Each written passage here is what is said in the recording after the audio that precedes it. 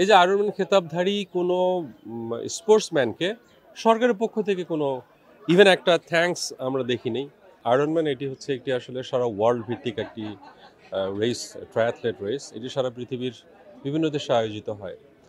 যে Ironman authority যারা আছেন মূলত তারা ইউএসএ বেসড এবং সারা পৃথিবীর বিভিন্ন দেশে যারা আয়োজন করার যোগ্যতা রাখে তাদেরকে অনুমতি দিয়ে থাকে এই ধরনের আয়োজন করার।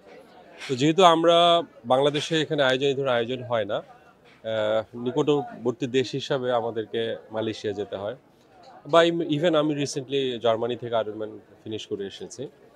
এক এক দেশে আসলে তারা আয়োজন করে, থিমটা একই থাকে।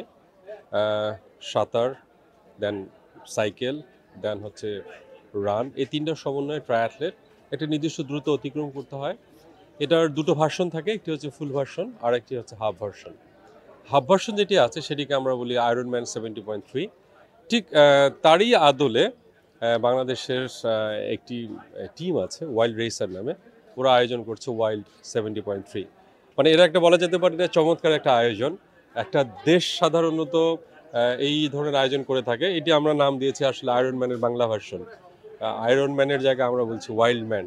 এবং এই যে ওয়াইল্ড 70.3, এখানে আসলে একটা নির্দিষ্ট দ্রুত অতিক্রম করতে হচ্ছে। যেমন সাঁতারে তাকে 1.9 কিলোমিটার সাঁতার কাটার পরপরই তাকে আবার নির্দিষ্ট সময়ের মধ্যে আবার 90 কিলোমিটার সাইকেল চালাতে হচ্ছে, পরপরই আবার 21.2 কিলোমিটার তাকে আবার রান করতে হচ্ছে।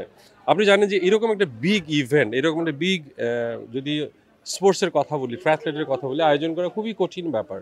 বাট ওয়াইল্ড রেসার টিম তারা নিজেরা আসলে আয়োজন করে দেখিয়েছে যে আমরা যারা বাংলাদেশের আছি, আমরা যারা এই দেশকে বুকে লালন করি, আমরা যারা স্পোর্টসকে লালন করি, তারা আসলে চাইলে অনেক কিছু করা সম্ভব।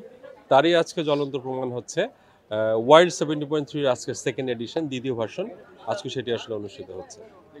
সরকারের পৃষ্ঠপোষকতা আসলে জরুরি এবং এটা অত্যন্ত দুঃখের বিষয় যে বাংলাদেশের এ পর্যন্ত যে কয়েকজন ট্রায়াথলেট সারা বিশ্বের বুকে বাংলাদেশের পতাকা উত্তোলন করে এসেছে এবং আয়রনম্যান খেতাব পেয়েছে, এই যে আয়রনম্যান খেতাবধারী কোনো স্পোর্টসম্যানকে সরকারের পক্ষ থেকে কোনো ইভেন একটা থ্যাঙ্কস আমরা দেখিনি। একটা মানে সংবর্ধনার তো পরের কথা, একটা থ্যাঙ্কস দেওয়ার একটা উদ্যোগ আমরা দেখিনি। খুবই ব্যয়বহুল, নিজের উদ্যোগে, নিজের টাকায়, নিজে কষ্ট করে একজন দুজন স্পন্সর যারা করছেন তাদের হাতে পায়ে ধরে ব্যক্তি উদ্যোগে এই ধরনের অর্জন করে আসছে। অথচ দেখেন যে সারা পৃথিবীর বুকে আপনি আপনার দেশের পতাকা তুলে ধরছেন দেশ নিজের উদ্যোগে, আপনার দেশের সরকারিভাবে সংস্থা থাকার পরেও সেখানে মিনিমাম কোনো ধরনের থ্যাঙ্কস নাই, পৃষ্ঠপোষকতা তো পরের কথা।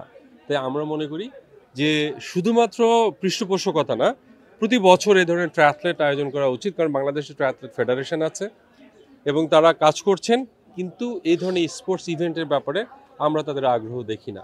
তাই আমরা মনে করি এই ধরনের ইভেন্ট একজন ব্যক্তিকে বা একটি দলকে, একটি ছোট্ট একটা গ্রুপকে, একটি স্পোর্টস গ্রুপকে কেন আয়োজন করতে হবে? এর পেছনে থাকবে সরকার। সরকার নিজ উদ্যোগে আয়োজন করবে এবং যখন ভালো একটু উদ্যোগ হবে সেখানে সরকার পৃষ্ঠপোষকতা করবে। আমরা মনে করি যে বর্তমানে এই স্পোর্টসের বিষয়টাকে যথেষ্ট গুরুত্বের সঙ্গে দেখা হচ্ছে, যেটা এতদিন অবহেলিত ছিল, সামনের দিনে নিশ্চয়ই আলোতে আসবে। এবং এই যে ট্রায়াথলেট একটা স্পোর্টসের ক্ষেত্রে আমরা যারা চিকিৎসক, আমরা যারা এই স্পোর্টসের সাথে জড়িত, আমরা মনে করি ফিটনেসের একটা আলটিমেট যুদ্ধ হচ্ছে এই ট্রায়াথলেট। এটি যদি প্রমোট করা হয়, এদেশে যেরকম স্পোর্টসম্যান তৈরি হবে, সারা বিশ্বের বুকে বাংলাদেশের পতাকাটা যেরকম উড়বে, একই সঙ্গে অনেক মানুষ সুস্থ থাকার যে একটা পথ সেটি আসলে পেয়ে যাবে। এবং আপনি জানেন যে এই মুহূর্তে দেশের অন্যতম একটি সমস্যা হচ্ছে মাদক বা অপরাধ প্রবণতা।